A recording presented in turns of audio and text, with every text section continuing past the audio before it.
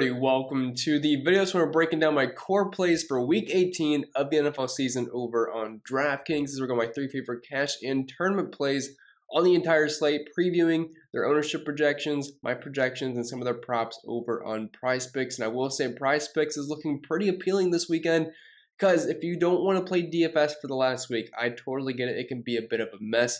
Hunting some of the players that are close to incentives and maybe betting their overs on PrizePicks could be a halfway decent idea. We'll throw something really quick on the screen for guys that are close to getting bonuses in their contract if they hit a certain benchmark for the season. So if you've never played PrizePicks before, so it's you versus the projections, and as of right now, if you sign over there, you can get a free money bonus up to $100.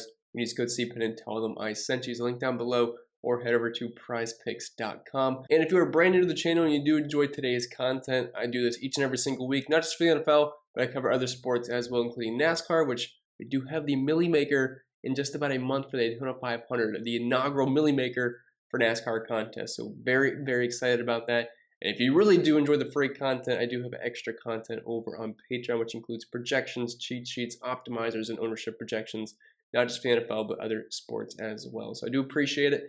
If all you want to do is leave a like and subscribe, totally fine. Every little bit helps. But I think that'll be up for the plugs for the most part. So without further ado, let's dive into today's video. And starting us off with cash game core play number 1, we have James Conner at $6,300, and this is basically just because Chase Edmonds is out for this game. When Chase Edmonds was out, James Conner was quite busy in this offense. Now, he is currently still questionable for this game, but I am fully assuming that he is going to be good to go in plays. And if he doesn't, obviously just wipe this from your memory. But as of right now, I currently have him projected as one of the highest running backs on the entire slate at 22%. I'm projected just under 17 points, which is fantastic point per dollar value, only $6,300. And we've seen when Edmonds was out, James Conner was a productive running back. He scores touchdowns in bunches. Like, I don't really like James Conner that much as a player, but if he's going to have this role, it's hard not to like him versus Seattle. They're a team that really struggles versus running backs in terms of giving up yardage through the air, which James Conner doesn't really profile as the prototypical pass-catching running back. He'll be using that role, and we've seen him have some big receiving games, and they're currently allowing the second most points per game to the running back position, over 7 catches and nearly 70 receiving yards per game, specifically to running backs and nearly 100 rushing yards.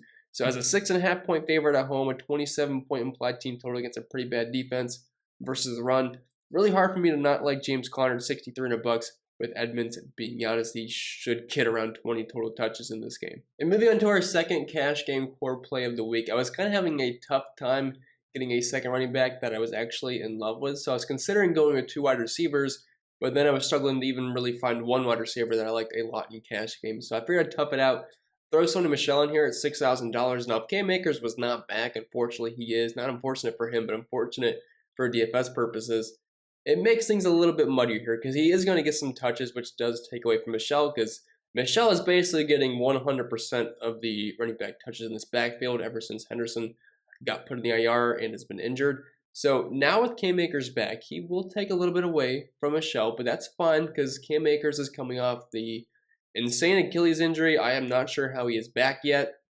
but with that being said, I don't think he can have a large role. I mean, why even risk him getting re-injured like that after such a long, painful rehab process for Cam Akers? I know he's just flying around the field right now in practice apparently and looks fantastic. Sure, that's great, but it's a lot different from game action, and why get him hurt before the playoffs? I think they're going to be very, very cautious with Akers. I think it'll be fine if he gets a few touches here and there. Like most running backs, we don't get around 100 total touches. So if MICHEL gets spelled a little bit, that is fine with me. It does not concern me. I'm just still hoping that he gets the goal line touches, and that is not Cam Akers. But MICHEL, when he's been the main guy, he's been seeing around 20, 25 total touches. We've seen him close at 30 total opportunities. And at $6,000 as the RB1 in a good offense and has goal line equity, at least cross our fingers that it's still his job for that. I don't think they'll bring in Cam Akers just to vulture touchdowns, but I guess that's a TBT kind of thing. But I am currently projecting him to be very chalky, around 21% total ownership. Now, these are not set in stone. I do change these numbers by the time game rolls around, so these could be swayed a little bit, but I am expecting MICHEL to carry some pretty decent ownership. There's some other good plays in this price range, and I will talk about a pivot I like when we kind of gear towards tournaments, but I think in cash games, MICHEL is still a pretty safe option here. Have projected for just over 16 points, and his prop over on PrizePicks currently sitting just below 60, which feels a little bit low. I think Cam Akers is maybe getting a little bit more love than what I would think would affect him over there. It is a pretty tough matchup versus the 49ers. They are second DVA versus the run this year, but they are 4.5-point favorites at home. And if he could just fall into the end zone and get, hopefully around 20 total touches with a catch or two, I think he'll be just fine at this price point. And moving on to cash game core play number 3. So if you are venturing over to the wide receiver position this week, outside of Cooper Kupp and a couple of other spend-up guys like Justin Jefferson, obvious plays, but we don't really have the money to spend up for those guys as just freely as possible. So I was trying to stick in the mid-range here, and Christian Kirk, I would say, is the safest option. There is several other players here, like Brandin Cooks, AJ Brown's kind of pushing it up there. You also have Michael Pittman and a couple of other players.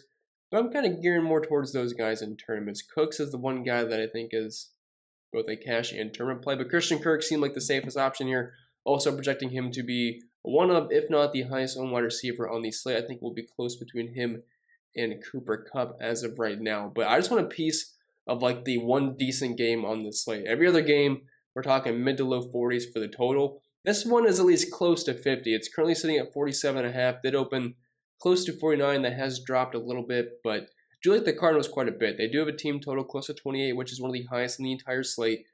Ever since DeAndre Hopkins has been out, Christian Kirk has seen 12, 9, and 9 targets. Not really killing it yardage-wise, but he has been a safe overall option. And if you just want a piece to pair with either Kyler Murray in tournaments or just grab a safe option in this offense that should score a decent amount of points versus a not-so-amazing defense, I think Kirk is definitely a fine option at this price point. Have projected for nearly around 21% ownership, which is very similar to the other two that we talked about. I do think these guys will be quite chalky in tournaments and cash games tomorrow.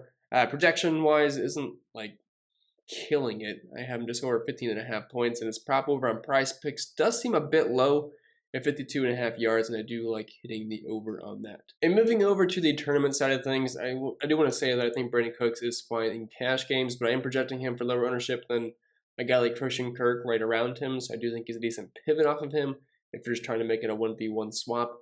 But at $6,300, wide receiver one, Houston Texans, I love him as a run back option if you are using Ryan Tannehill and AJ Brown stacks on this slate, because the Titans are pretty bad versus wide receivers. They're actually allowing the second most points per game to the position.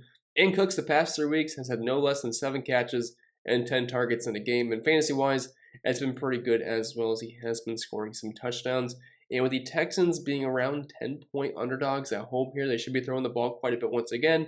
And Davis Mills, surprisingly, is not the worst thing I've ever seen. So don't mind Brandin Cooks in tournaments. You can play him in cash games as well. I'm projected for just under 15% ownership, around 16.5 for his point projection, which is actually a little bit better than Christian Kirk. So if you make an even swap in tournaments, I do think this is a pretty good way to go. And his prop over on Prize Picks, currently sitting at 61.5 receiving yards. And I would not be surprised if he goes over on that. And moving on to GPP core play number 2. Not that he's going to be completely forgotten about on this slate, but with a lot of people just jamming in Jonathan Taylor and jamming in these mid-range running backs, I'm hoping Dalvin Cook is kind of in this gray zone where people will just overlook him slightly. I do have him projected for under 15% ownership.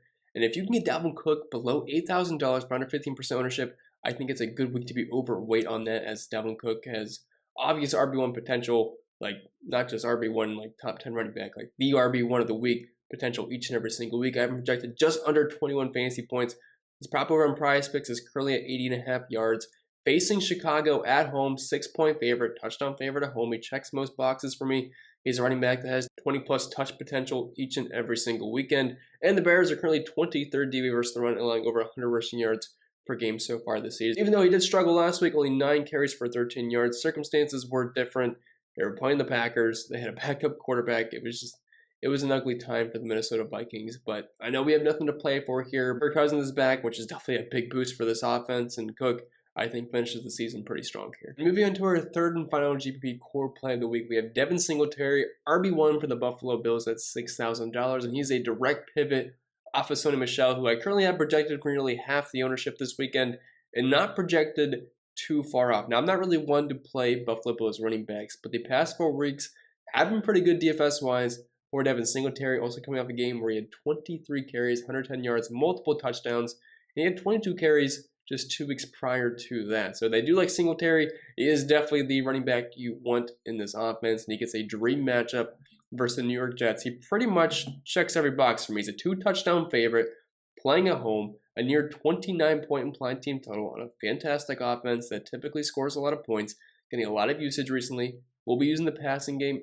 if needed. The Jets are 26th versus the run and allowing the most points per game to the running back position. Nearly 34 fantasy points, 115 rushing yards, and nearly 1.5 rushing touchdowns. So Singletary, I think he's an excellent pivot here over much chalkier options like Antonio Gibson, Deontay Foreman. Probably won't be higher owned, but he will have some ownership. SONY, MICHEL, and James Conner. So Devin Singletary kind of in a really nice sweet spot who could definitely pop off like he did last week. And his prop over on Prize Picks is pretty healthy at nearly 70.5 yards. That being said, that'll be it for the video. So I hope it was helpful, and if it was, make sure you would like, subscribe to the channel if you haven't yet already. If you want to take that one step further, you can become an official member over on Patreon. Link is down below in the description for that. And don't forget, this video was sponsored by Prize Picks, just you versus the projections. And as of right now, if you sign over there, you can get a free money bonus as an instant deposit match up to $100. You use code CPEN and tell them I sent you. But that'll be it. I'll stop rambling. I wish you all the best of luck tomorrow. Last week of the season, so we will definitely all need as much luck as possible.